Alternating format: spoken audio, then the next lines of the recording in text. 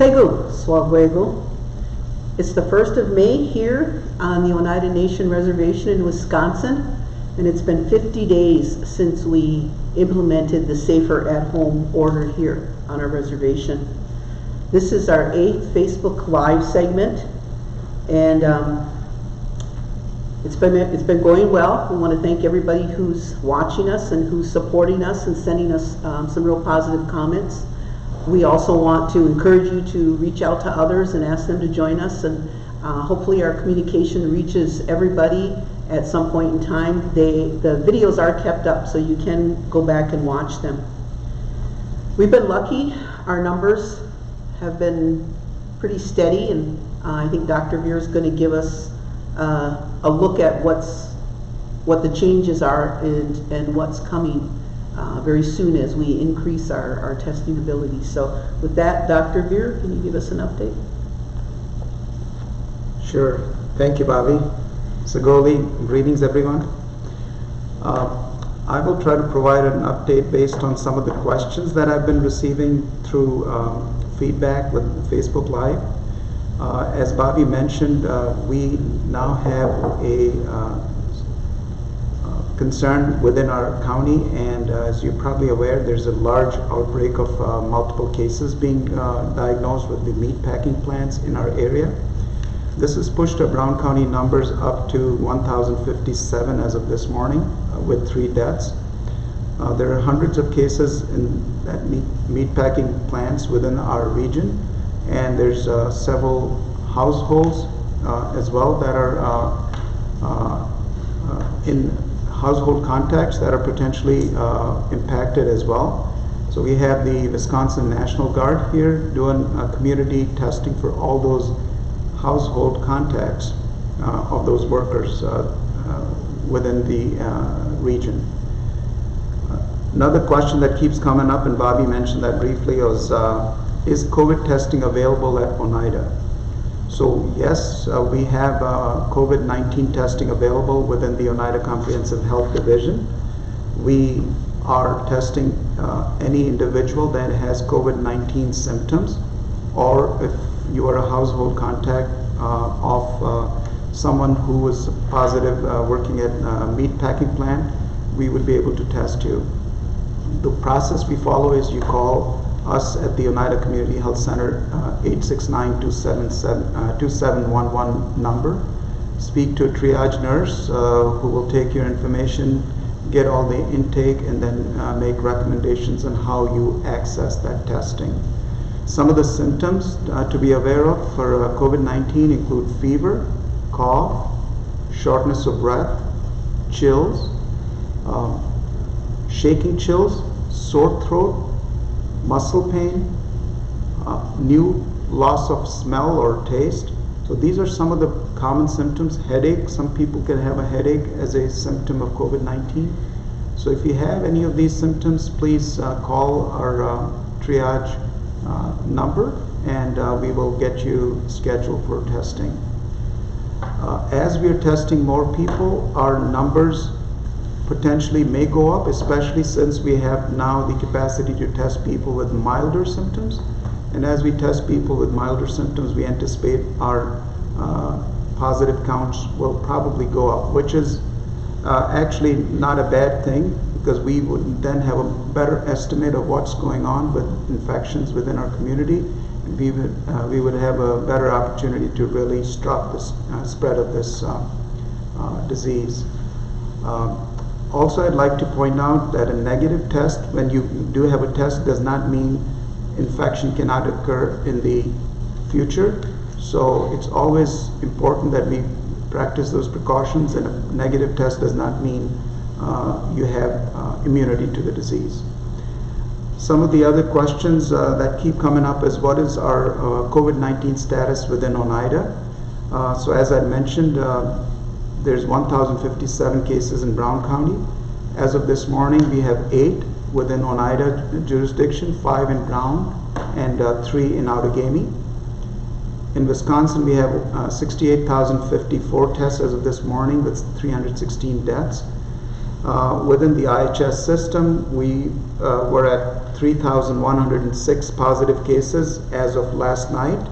Navajo Nation has 1,999 cases as of last night. Our region, which is Bemidji, within the IHS system, that includes Minnesota, Wisconsin, and Michigan, had 38 positive cases as of last night. Another common theme of questions that we get is what's the forecast or what's your prediction for the spring and summer for COVID-19? And there's a lot of predictions being made. There's a lot of information out there. The short answer to that question is we do not know. What we do know is this is a novel virus. We do not really have any immunity built in against this new virus.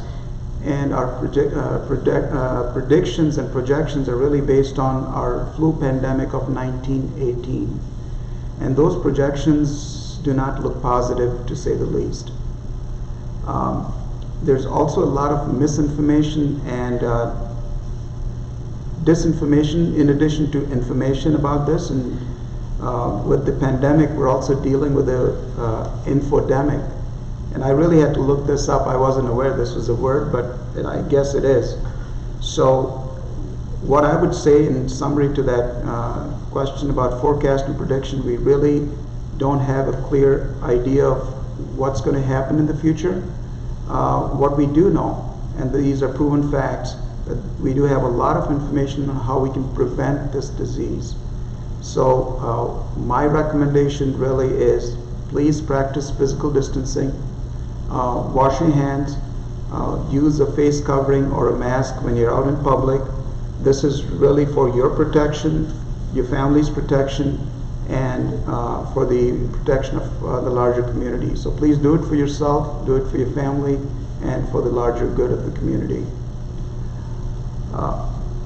Another topic I'd like to cover briefly is stress. There's a lot of stress. People are dealing with this uncertainty and what's going to happen with this pandemic.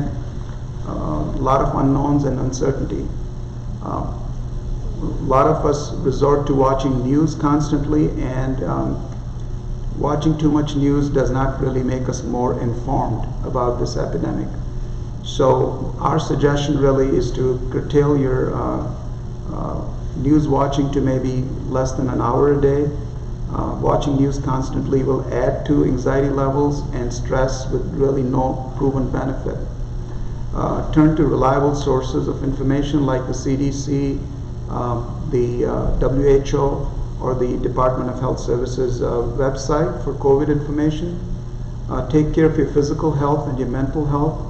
Get some exercise if you can. Go for a walk. Make sure you get enough sleep. Connect with your family and friends. Enhance your spiritual practices. And please always follow safe distancing. Use a face mask or covering while you're in public, and please wash your hands. I would now like to introduce Sheri Mousseau, who's our Oneida Nation School System Superintendent. Thank you, Dr. Beer. It's my pleasure to be here today to talk a little bit about what are we doing at the school system. We have many federal, state, and other grant programs, so the school is still running. It's changed drastically from being in school face-to-face. The overview of what's happened is we're looking at our budgets. We're extending the end of year. What the state does, okay, the Bureau has schools in 23 different states, so they're telling us to follow the state guidance. So we follow state guidance with assessment. Our spring assessment has been canceled. We have to look at end of the year data for many of our grants, which means we have to have all the grants change. So we have different forms from what we usually use, and we can expend funds from the end date of June through August. We've ramped up our virtual learning. Fortunately, the good thing with our school system is our students had a 1-to-1 Google Chrome to student ratio from 3rd grade through high school, We've been ramping that program up for over several years. So the teachers were used to using Google Classroom, and the students were used to using it somewhat, not as much as they are now. But what we found over this situation is, I'm very proud of our administrative team, our technology coordinator, our high school principal has set up hours where parents can come in and get additional Chromebooks. Of course, there's technical difficulties, so we've had some Chromebooks that there's a black screen, what do I do, who do I call? So we've been taking care of technical issues. If there's any programmatic issues, the teachers do have contact with our tech coordinator to work out their Google Classroom. So we're to the point, because we thought this was 3 weeks. So when it went beyond 3 weeks, we had to retool. We had to get additional materials for students, additional programming. Our high school principal, our middle high school principal, Artley, has messages that go out 3 times a week to our families, not only to our staff, but to our families. I just heard one about 20 minutes ago that came through, encouraging us that we've gotten through another week, and this is what we're going to look forward to.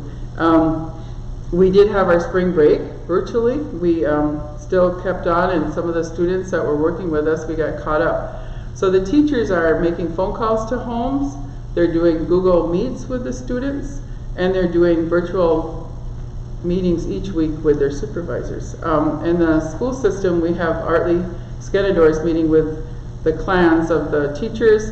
I supervise the early childhood program, so we've also been having weekly meetings virtual, and they've been meeting with their parents, doing activities for preschool kids, which is more fun than the older kids, but they've been doing everything online. Our special needs students, the way it works is if we provide services to general ed students, it's a law that we also have to provide services to special needs students. Within the Bureau system, it seemed that it was a challenge. We've gotten all kinds of paperwork on how we have to comply with the laws. Our special ed program, they're working with their students through Google Classroom, Prodigy, MobiMax, IXL, and Acellus, which are all classroom-based services they're doing for math and reading, following their IEP guidelines. We were given a directive from the Bureau that we needed to proceed with individual educational plans with our students, which we're doing virtually. They're having their speech, language, and occupational therapy services provided through Google Meet or teletherapy, and they're very successful with these. If in fact the parents don't want to have a virtual classroom for their child, they're able to have packets. We need to follow the IEPs, and we need to contact those parents to make sure the services are proceeding as planned. So our special ed program's having a high level of success with their students. What we've been doing within the schools is we've been sanitizing, all the classrooms are sanitized. We've been looking at other programs that have gone through different countries of how our school's going to change. But we'll be working with our health professionals to see what the future for our classes and our teachers will look like. Currently, we've got students doing well, so that the grading format is in discussion with the staff, and Artley can expand on that more. We really miss our students and staff, and we're looking forward to the end of the season as far as virtual graduations. I know with our little face students that are graduating for kindergarten, we're looking at several plans that we're communicating with parents too. So without further ado, I will turn it over to our middle high school principal, Artley Skenandore. Thank you, Sheri. My first message that I'd like to share with you all today is a huge shout out to our 2020 Oneida Nation Thunderhawk seniors.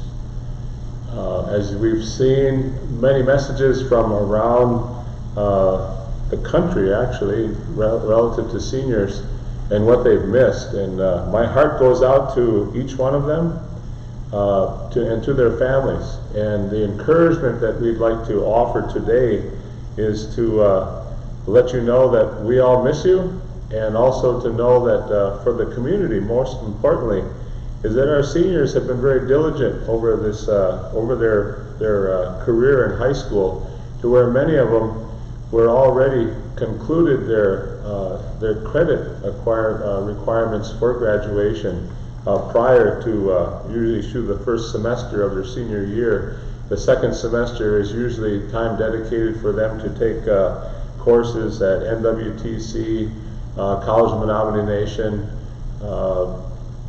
UWGB, and St. Norbert's in the local region, as well as online.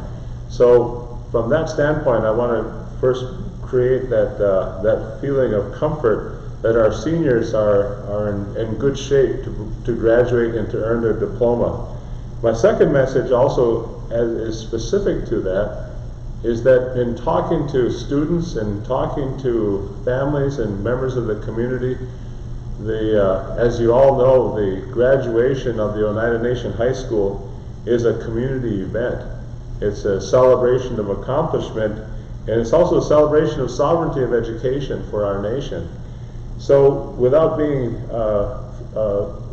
making sure that we've accomplished that, we asked for some advice as to how far out we'd have to go to make sure we could still do some type of ceremony, recognizing, respecting social distancing, but also maybe we're going to have to limit the number of people that can be at the ceremony, but that we will be sending out very soon the guidelines that will follow, for we've set a date of August 16th. Seniors, write that down your calendar. August 16th is the date for your graduation at 1 p.m. at the Radisson.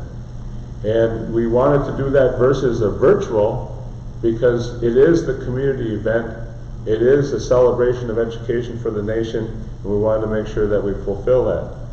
August 13th is also the date of our 8th grade graduation, because that in the same manner is what we want to also extend that same celebration to the grandpas and the grandmas and the aunties and the uncles. We'll have to determine exactly how many aunties and uncles will be able to come, but it will be at the Turtle School on August 13th at 6 p.m. is when we will celebrate the accomplishment of our 8th grade class moving on to becoming high school students. So I want to make sure that that was the first thing that I mentioned to each and every one of you out in the community. My third message is just to make a couple comments about our messages that we send to our families and our students and our staff on Mondays, Wednesdays, and Fridays. We were also asked to move that time up a little bit because we were doing them a little too early and people were having their telephones wake them up in the morning. So the messages are about our culture and about our core values, and that in these times of challenge and times of great, I guess you could say, the challenges of the unknown, as Dr. Veer had mentioned, it's really that opportunity as well to make sure that our foundation is strong. And so we've celebrated our foundation by using our language, using our core values, and sending those messages out to our students and our families and our staff. And those messages primarily, for example, today's message was that of Yung Wahwa Jili, is that our family, our nation, we're a family of learners as a school system, and that each time we give thanks every day, it's that we remember and reminded about how important it is that we continue to act in that behavior of a family and a family of as a part of this nation. As a part of our message also, it's also the opportunity for us to offer Galela Josla, the encouragement, to offer that encouragement to our families and to our students, and to make sure that it's heartfelt, that we need to make sure we're helpful to one another, and that at this time now, I'm very humbled by the opportunity to publicly thank all of our families for your hard work and your diligence and the things that you're doing every day to encourage your students and your children. You have taken on a task that I guess you could say you do every day, but you're also now also one of the teachers. And as I've seen on Facebook, I've seen some people wanting to see if they could suspend some of their children for a day, but they can't do that. So I just wanted to make mention and thank them for your hard work. And then finally also for our staff of the school system who began to prepare actually before this challenge with the use of our Google platform. And that particular platform provides for the opportunity to be paperless, but it also provides the opportunity for us to offer the many types of academic challenges that students need to continue to learn. And so I want to make that shout out as well to our staff that continue to work, continue to provide, to encourage. One of the thoughts and concerns always is that all of us together, that we have the best of health. And that best of health is not only physically, but it's also that best of health that comes from being able to laugh, that best of health that comes from being able to sing, that best of health that comes from being able to go out and take that walk and to enjoy. We say for today, what part of our message was, Het Tua Chihan and Lodiskal Hadeke Go, is that today our oldest brother, the sun, is here with us and warming up this earth. And with that thought, it also provides for a different mood and a different behavior, where we welcome that opportunity to grow into the spring. So I wanted to make mention of those thoughts. Our clan houses, K2, 3, 5, 6, 8, the clan house of the bears, which is K2, the clan house of the wolves, which is 3, 5, the clan house of the turtle in the turtle school. Those are our organizational groupings that we go to for our purposes of staffing each week, which we carry out in video conferencing in a platform called Video Meet. The high school, which has all the clans, we also meet on a weekly basis, and that is also by Google Meet. And each one of those groups, we share the same message of encouragement. We also have that opportunity to collaborate, to make sure that if there's some students that we're not reaching, we're able to find a way to communicate, to create the strategy that keeps adding more of our students into the process of learning virtual.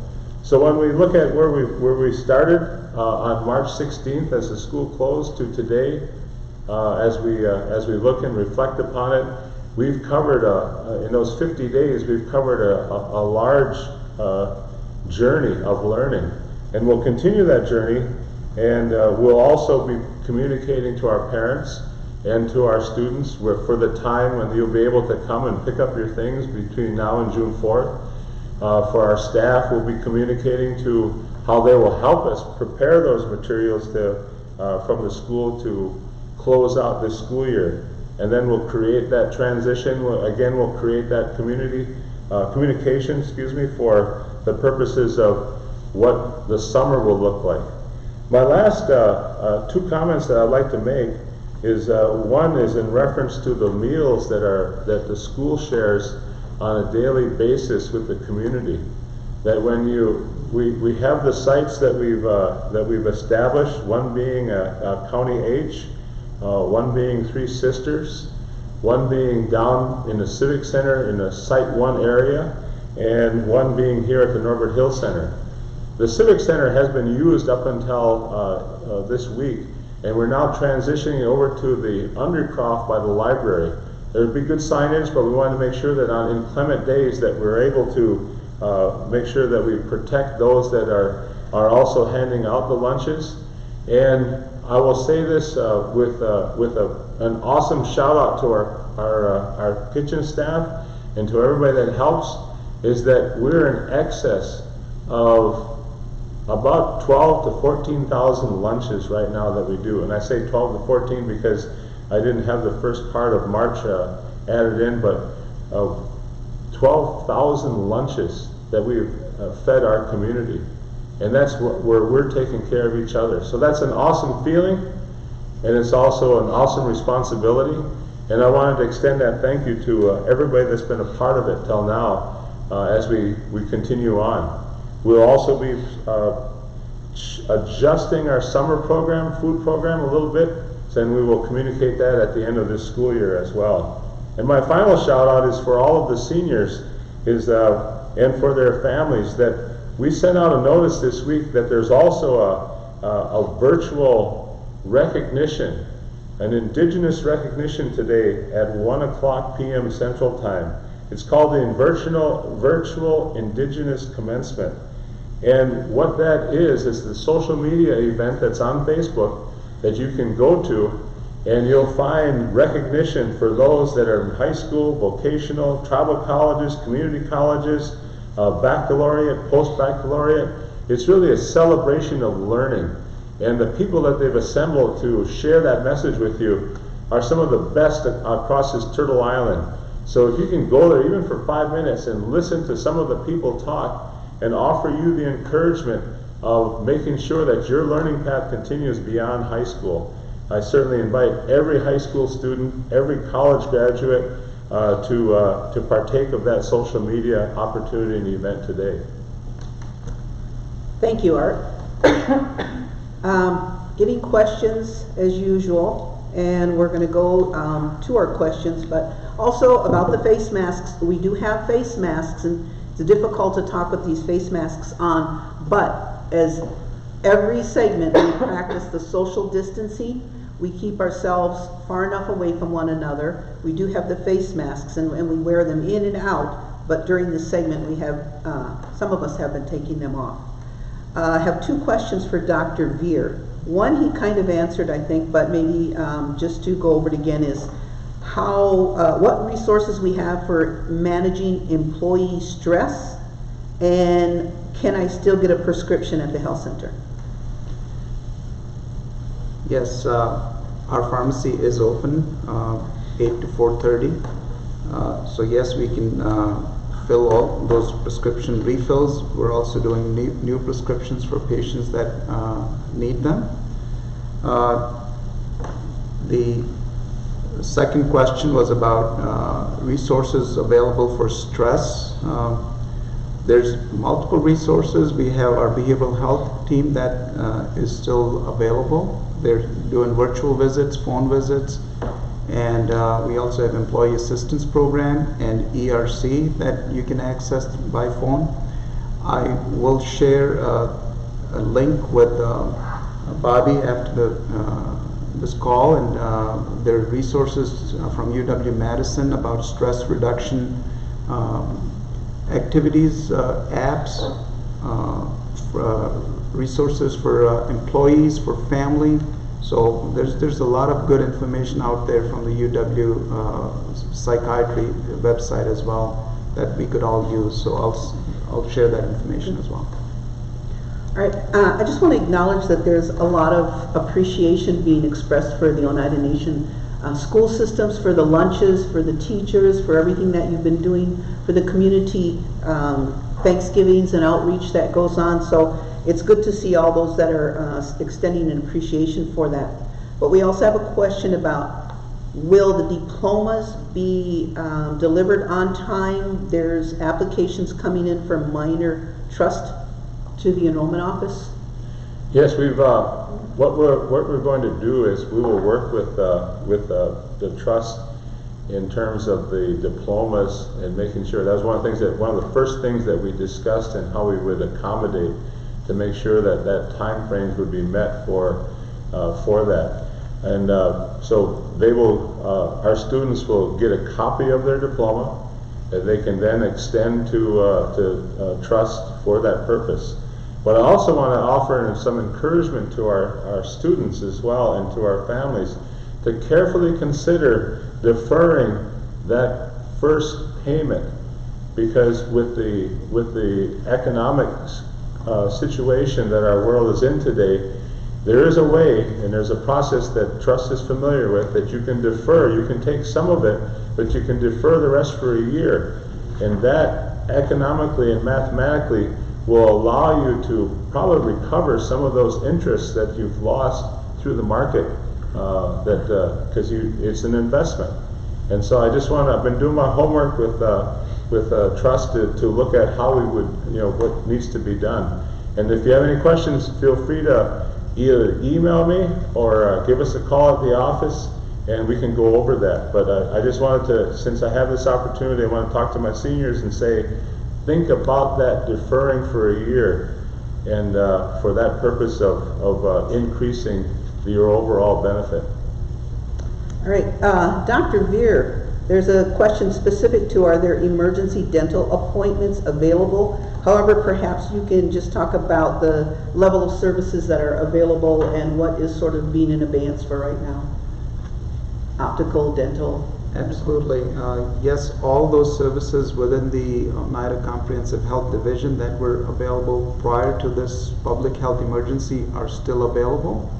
How they're accessed may have changed, and that's listed on the COVID website. So yes, if there's a dental emergency, we have dental staff available, we have optical staff available. Pharmacy, as I mentioned, is open 8 to 4:30 every day, Monday through Friday. The medical clinic is open every day. We're offering more phone consults or telehealth appointments. Our behavioral health providers are available as well. We're not doing face-to-face appointments or counseling sessions. What we're using is telehealth or technology to do those consults. We also have employee health nursing services available, again, through priorly scheduled appointments. We do not accept walk-ins in any of these locations, but we are making appointments. So if you have any of those needs, please call ahead and schedule an appointment. And yes, emergency services are still being provided in all those areas. Thank you, Dr. Beard. We've had a couple of statements. One is that they would like us to put name plates in front of each of us so every week they know who the speakers are. Also, just to remind you, August 16th, 1 p.m., graduation at the Radisson. And in addition to that, we're not quite sure, there's a question of how many seniors are graduating from the Oneida Nation High School. I believe there's 32 graduating, but we don't know how many other seniors throughout our community. That doesn't include all of the seniors. We just wanted to say that we're very happy to have these people who are working in our community. It all starts with our youth. We have to start from our children up and appreciate our educators coming in to present today. Another thing that we've started is, if you look at our Facebook page, the Oneida Nation would like to salute our Oneida Nation COVID warriors by sharing their photographs on our Facebook page. We invite the world to salute the people who've been on the front lines, managing our operations, supporting one another throughout the last several weeks in this unprecedented pandemic. So today we started posting, and we're going to continue to post those. Today we had some from our clinic. There's many more from our clinic, but we also have some from retail. We have them from custodial. We have people who are working on the DPW crews. We have managers who are implementing recovery plans. We have people in accounting. Throughout the Oneida Nation, we've got people who have been trying to keep the wheels on this machine during this pandemic season. We hope it doesn't last too much longer. We're doing some lifting of some of the restrictions. The golf course opened last week, and it's been doing great. There's been continuous business there. So we're hoping that we can begin to open up and loosen the restrictions. We just want to say thanks to all of our workers throughout the Oneida Nation, and for all the people who have been staying at home, keeping our community safe with the Safer at Home. We want to salute you as well. Our next Facebook Live will be Monday at noon. We're going to have the Gaming General Manager, Louise Cornelius, and Gaming CFO, Chad Foose, back. They were here a few weeks ago. And we get a lot of questions, a lot of concerns about gaming, about reopening, recovery of the casino industry here on our reservation. So they'll be here on Monday and talk about the progress and their expectations and some of the things that we know people are waiting to hear about from the casinos. Finally, we want to thank you all for continuing to keep us in your prayers and engaging in smudging and staying at home and all of the things we keep reminding you of every week. The Safer at Home order in the social distancing, the sanitization, the face masks, your spirituality, and the good words that you can share with one another. You can't believe how good people feel when you just say a few good words to them and encourage them. It's so much better than looking at somebody and asking why you don't do this, how come they didn't do that, but appreciating the things that we are doing and the good things that are happening. We're going to have a future, we're all going to have to work hard, and we're all in this together. Y'all go.